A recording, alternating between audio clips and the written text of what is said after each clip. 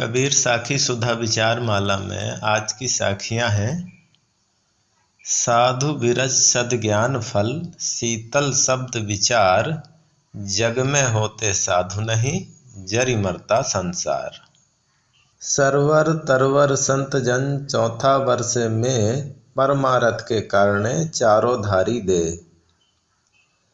कमल पत्र है संत जन, बसे जगत के माहि, बालक के रिधाय ज्यों अपना जानत नाहि। साधु होना चाहिए पक्का होए के खेल, कच्चा सरसों पेरी के खली भया नहीं तेल। साधु भया तो क्या भया, माला पहरी चार, बाहर भेष बनाइया भीतर भरा भंगार। जो मानुष ग्रह धर्म युत, राखे शील विचार, गुरुमुख वाणी साधु संग, मन वच सेवा सार। कबीर संगत साधु की कभी न निष्फल जाए, जोपे बोवे भूनि के फूले फले अघाए। साहब कहते हैं, साधु बिरछ सद्ज्ञान फल, शीतल शब्द विचार, जग में होते साधु नहीं, जरि मरता संसार। हम सभी जानते हैं वृक्ष बड़े परोपकारी होते हैं। उनके मधुर फल, शीतल छाया एवं प्राणवायु से सृष्टि में जीवन पलता है। वैसे ही संतजन भी इस सृष्टि के लिए वरदान होते हैं, क्योंकि संतों के सद्ज्ञान रूपी मधुर फल, उनकी शीतल वाणी एवं कल्याणकारी विचारों से समाज में शांति एवं सद्भाव का पोषण होता है। साहब कहते हैं, जग में होते साधु नहीं, जरि मरता संसार। अर्थात यदि संसार में संत जन न होते तो ईर्षा, द्वेष, नफरत तथा स्वार्थ एवं लालच की आग में मानव समाज कब का जलकर खाक हो गया होता। यह हम सबका सौभाग्य है कि इस सृष्टि में समय समय पर महापुरुषों एवं संतों के सानिध्य से समाज में शांति एवं सद्भाव फलता फूलता रहा है और आगे भी फलता फूलता रहेगा। सद्गुरु आगे कहते हैं, सरवर तरवर संत जन, चौथा वर्षे में परमारथ के कारणे चारों धारी दे। इस साखी में सद्गुरु कबीर साहब जी तालाब, वृक्ष, संतजन एवं बादल, इन चारों का गुणगान करते हुए कहते हैं कि इन चारों का अस्तित्व परमार्थ अर्थात परोपकार एवं सृष्टि के कल्याण के लिए ही समर्पित है।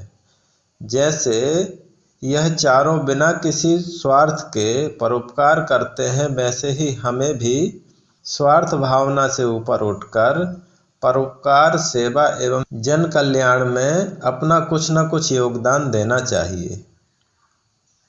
अगली साखी में साहब कहते हैं, कमल पत्र है संत जन, बसे जगत के माहि, बालक के रिधाय ज्यों अपना जानत नाहि। इस साखी में सद्गुरु कबीर साहब जी संतों की रहनी कैसी होती है अथवा कैसी होनी चाहिए, इसके लिए दो उदाहरण देते हैं, जिसमें पहला है कमल पत्र। साहब कहते हैं, कमल पत्र हैं संत जन, अर्थात संतों का जीवन कमल पत्र की तरह होता है। जैसे कमल का पत्ता जल में रहते हुए भी जल से ऊपर होता है, उसमें डूबता नहीं है, इसी प्रकार संतजन इस संसार में रहते हुए भी सांसारिक प्राणी पदार्थों की आसक्ति से ऊपर उठकर त्याग पूर्वक अनासक्त भाव से अपना निर्वाह करते हैं। यह तो अटल सत्य है कि प्राणी पदार्थों के बिना किसी का भी निर्वाह संभव नहीं है, किंतु हम यह तो भूल ही जाते हैं कि वस्तुओं एवं व्यक्तियों का संबंध शांति एवं संतोषपूर्वक सहज निर्वाह के लिए है, न कि अपने क्षुद्र एवं अनुचित स्वार्थों तथा लालच में पड़कर जीवन भर उलझने, खींचने, शिकायत करने एवं दुखी होने के लिए। साहब यहाँ अगली पंक्ति में कहते हैं, बालक केरी धाय जो अपना जानत नाय। दूसरा उदाहरण साहब देते हैं कि जैसे अमीर लोगों के यहाँ नवजात शिशु की देखभाल के लिए धाय माँ होती है, वह बच्चों को खिलाना, नहलाना, मालिश करना इत्यादि सब काम करती है, किंतु अंदर से वह यह जानती है कि यह बच्चा मेरा नहीं है। जब बच्चा बड़ा हो जाता है तो बच्चे के प्रति उसका कोई मोह नहीं रहता। इसी तरह संत जन सबको अपना मानकर सबके कल्याण की बात कहते हैं, किंतु अंदर से यह जानते हैं कि इस संसार में चाहे वह अत्यंत प्रिय व्यक्ति हो या वस्तु, यहाँ कुछ भी अपना नहीं है। सब मिलने एवं बिछड़ने वाले हैं, इसलिए अनासक्त एवं असंग होकर संसार में विचरण करते हैं। आगे साहब कहते हैं, साधु होना चाहिए पक्का होय के खेल, कच्चा सरसों पेर के खली भया नहीं तेल। यहाँ साहब साधकों एवं संतों को चेतावनी देकर कहते हैं, साधु होना चाहिए पक्का होय के खेल। सदगुरु कबीर साहब जी यहाँ साधु होने की बात करते हैं।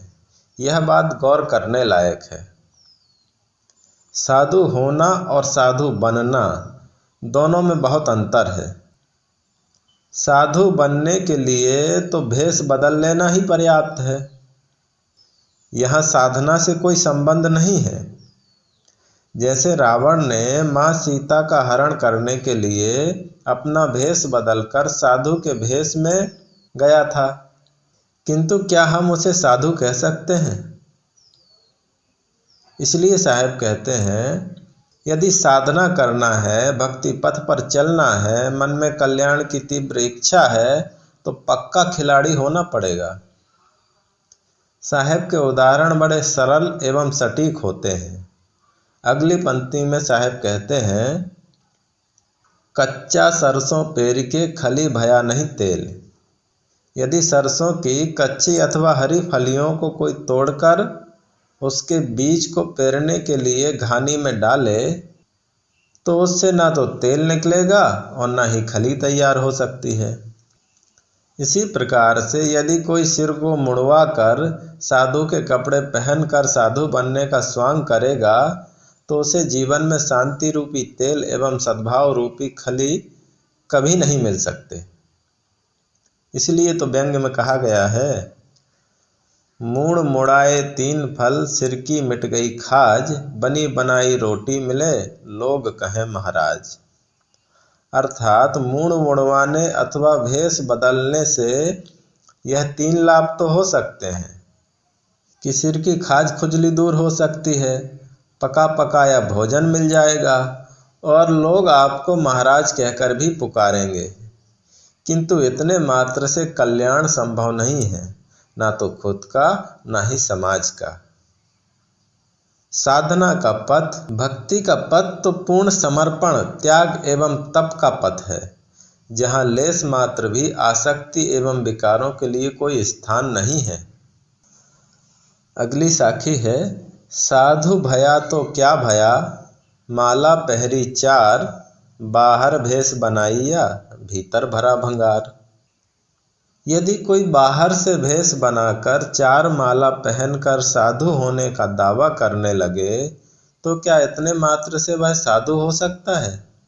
साहब कहते हैं, बाहर भेष बनाइया भीतर भरा भंगार।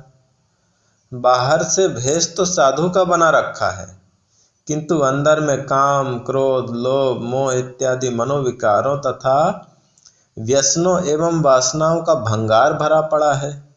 बाहरी भेष किसी से छल करने के काम तो आ सकता है, किंतु कल्याण इच्छुक साधक को निरंतर अपने मन वाणी कर्मों की निर्मलता एवं स्वयं को विकारों से दूर रखने का काम करते रहना चाहिए। यही सच्ची साधुता है। साहब कहते हैं, जो मानुष ग्रह धर्मयुत, राखे शील विचार, गुरुमुख वाणी साधु संग, मन वच सेवा सार। इस साखी में सदगुरु गृहस्थ आश्रम में रहने वालों का जीवन कैसा होना चाहिए, इसके कुछ लक्षण हमें बतलाते हैं।